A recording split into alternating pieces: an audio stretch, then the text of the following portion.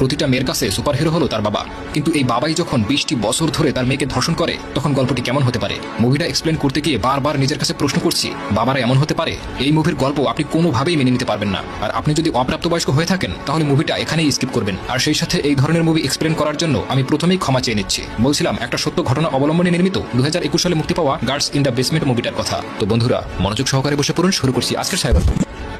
মুভিটির শুরুতে আমরা সারা নামের একটি মেয়েকে দেখতে পাই, যার বয়স 17। কিছুদিন পরে তার 18 বছর হয়ে যাবে। আর সে সবার সাথে হাসি খুশি থাকতো, মিলেমিশে থাকতো, শুধুমাত্র তার বাবার সাথে সারা। একদিন রাতে সারা একটা পার্টিতে যাবে বলে ঠিক করে, কিন্তু ওর বাবা কোনো মতেই ওকে পারমিশন দেয় না। আর তার সাথে একটা বড় আকারে ঝগড়া বাজে। এরপর সারা ওর মাকে বলে, মা তুমি কিন্তু আমাকে পারমিশন দিয়েছিলে, তুমি কিন্তু আমাকে অ্যালাউ করেছিলে, কিন্তু এখন কেন না বলছো? তখন ওর মা ওর বাবাকে ভয় পেয়ে বলে, থাক আজ যেও না। এর জন্য সারার অনেক মন খারাপ হয় এবং রাগ করে আর আর্গুমেন্ট করতে থাকে। তারপর ওর বাবা ওর উপর রাগ করে রুমে পাঠিয়ে দেয়। তার রুমে তার বড় বোন এমিও ছিল, সে তাদের সাথেই থাকতো কারণ সে দূরে কোথাও চাকরি করছিল। রাতে সারা ওর বয়ফ্রেন্ডের সাথে ওই পার্টিতে ঠিকই চলে যায়। তারপর এমি সারার সাথে কথা বলার জন্য তার রুমে আসে, কিন্তু সারাকে কোথাও খুঁজে পায় না। এই কথা যখন সারার বাবা শোনে তখন তার খুবই রাগ হয়, আর তখন সে সারার জন্য ওয়েট করতে থাকে। অন্যদিকে সারা তার বয়ফ্রেন্ডের সাথে কোয়ালিটি টাইম স্পেন্ড করছিল। পরের দিন সকালে যখন সারা বাসায় আসে তখন ওর বাবা তার সাথে খুব চেঁচাচ্ছিল, আর তখন সারার মা চলে আসে। তারপর সারা নিজেকে বাবার হাত থেকে ছাড়িয়ে তার বেডরুমে চলে যায়। এরপর সারার সাথে এমি দেখা করতে আসে। এমি ওকে পার্টির ব্যাপারে জিজ্ঞাসা করে, আর সারার মা রিনিও সেখানে চলে আসে। তখন সারা বলে ওর যখন 18 বছর পূর্ণ হয়ে যাবে তখন ও এখানে থাকবে না। তখন সারা জানায় ও ফ্লোরিডা চলে যাবে, ওখানে গিয়ে সে জব করবে আর নিজের মতো করে জীবনটা স্পেন্ড করবে। আর এই কথা ওর বাবা শুনে ফেলে।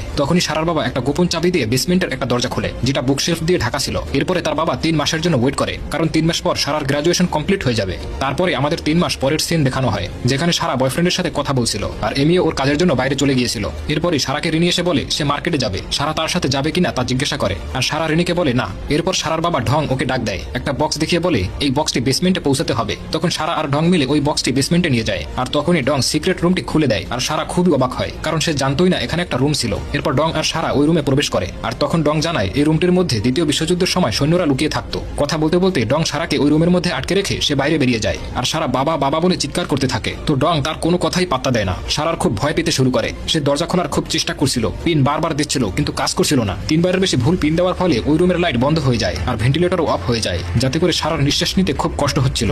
সারা ওই বক্সটি খোলে, যেই বক্সটি কিনা সারা আর ডং এখানে নিয়ে এসেছিল। আর বক্সটি খুলে সে রীতিমতো অবাক হয়ে যায়, কারণ ওখানে তার প্রয়োজনীয় কিছু কাপড় চোপড় ছিল আর কিছুই না। আর তখনই একটা লাইট জ্বলে ওঠে, আর অন্য পাশে একটা ভেন্টিলেটর চলতে থাকে। সারা ভেন্টিলেটরের কাছে গিয়ে চিৎকার করতে থাকে, আর ডং লক্ষ্য করে সারার আওয়াজ বাইরে পর্যন্ত আসছিল। তখনই ওই ভেন্টিলেটরের উপর একটা কম্বল ছুঁড়ে মারে, যাতে করে ওই রুম পুরোপুরি সাউন্ডপ্রুফ হয়ে যায়। সারার কোনো শব্দ ওই রুম থেকে বের হয় না। ওই দিন রাতে সারার মা রিনি ওর জন্য খুবই চিন্তা করে। সে ভাবছিল তার মেয়ে কোথায় গেল। রিনি সারার সব ফ্রেন্ডকে কল করে এবং জিজ্ঞাসা করে সারার কোনো খোঁজ খবর তারা জানে কিনা, কিন্তু সবাই বলে সারার ব্যাপারে তারা কিছুই জানে না। আর ওখানেই ডং খুব আরামে বসে থাকে, কারণ সে তো জানতো